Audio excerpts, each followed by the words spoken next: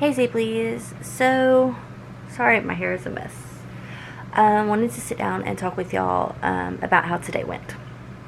I want to be very honest and transparent with how this process works. As far as the financial side of things, as far as the treatment or the training, the facility that we are choosing, all that stuff. I want to be very transparent and open with y'all because for us, this is a whole new thing.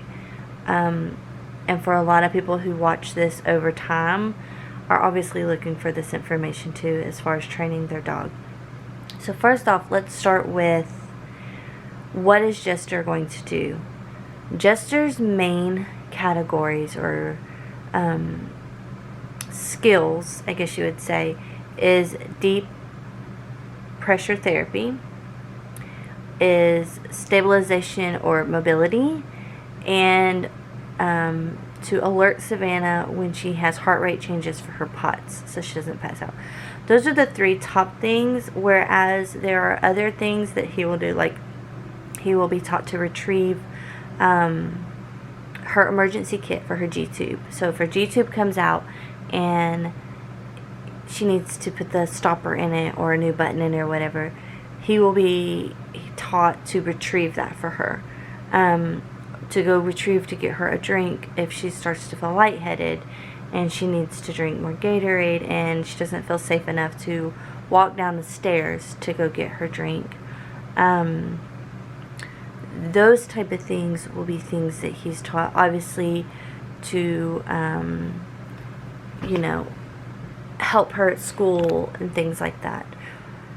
So those are kind of the primary tasks right now that we've decided on for him, for her. Also, I left out one other one. Also to help her with anxiety. Now, Savannah's never been formally diagnosed with anxiety or anything like this, but just like any child who goes through medical issues, they have anxiety, especially if their health is not doing well at that point in time, or they have hospital visits or hospital things going on.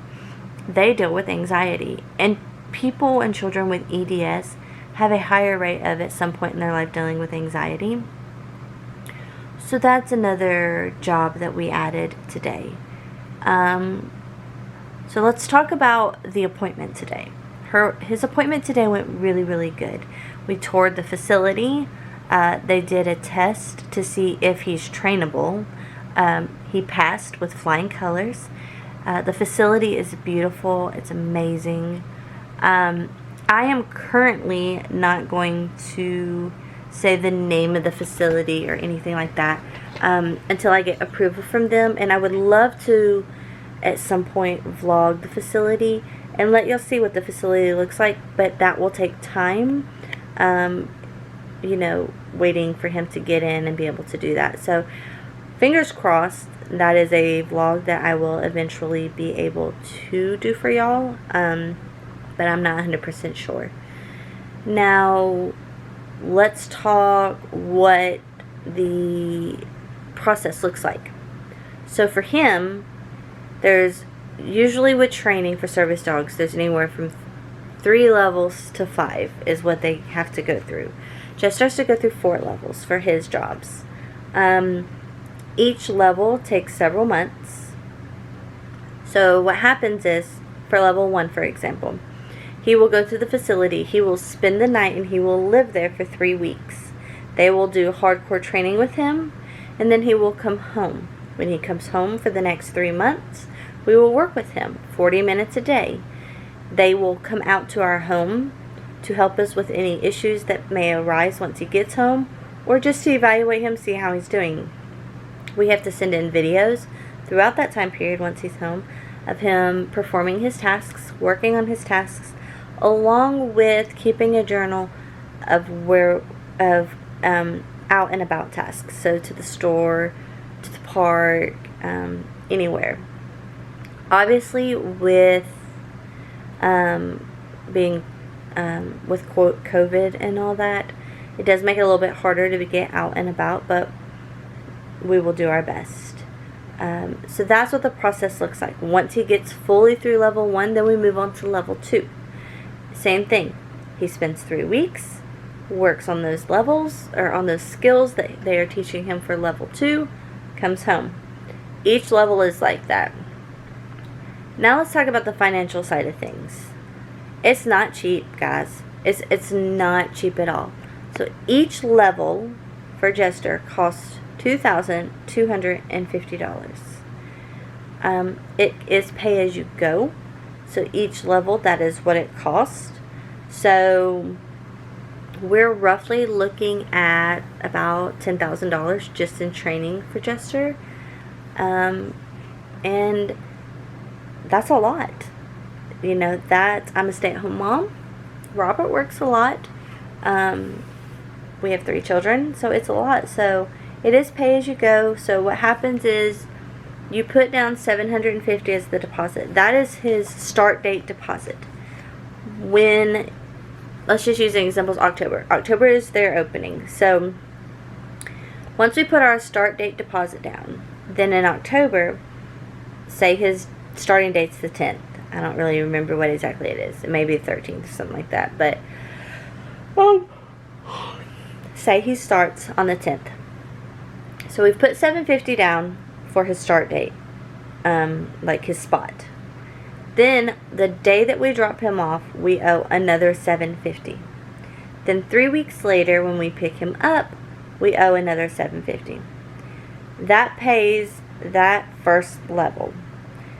The trips out to the house, things like that, is included. So we don't owe another $750 until we decide on a start date for level 2. And so on and so forth, up until his 4 levels. So that's how it works. So we are looking at roughly $10,000 just in training for Jester. But that's what we need. That's what Savannah needs. And that's what has been decided between her father and I and her doctors. So, like I said, I wanted to kind of document this process. I wanted y'all to be able to follow along with us as we do things, and go from there.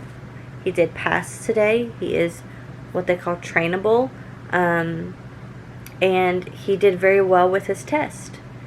They were very impressed with him, especially only being 7 months old. And poodles are their top 5 type of dog breeds of dogs that they suggest. So now the next step for us is funding.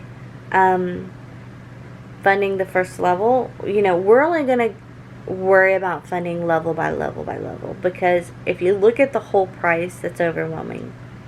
So I'm going to start contacting some people and see if there's any places that do scholarships or grants, any kind of funding to help with children to get a service dog. I may eventually do a GoFundMe. The Hubs doesn't like that idea because he feels like he's asking for money, and he doesn't want anybody to feel, what's the word did he use? Feel the need to have to give because they know us or whatever. So I don't know if we'll do a GoFundMe, but we'll see.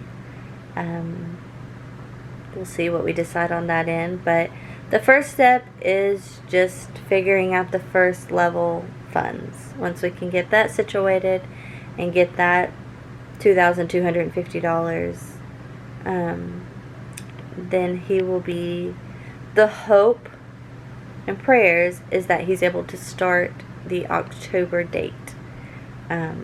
It will be very strange to not have him in our house for 3 weeks. We will miss him dearly, but we're not going to worry about that right now until we get everything situated. So again, we'll take y'all along with us through the goods and the bads, the pros and the cons, the cheap and the expensive side of things. So yeah, that's just what I just want to sit down and talk with y'all and kind of start the playlist, I guess you would say, of Jester's journey to becoming a working service dog for Savannah.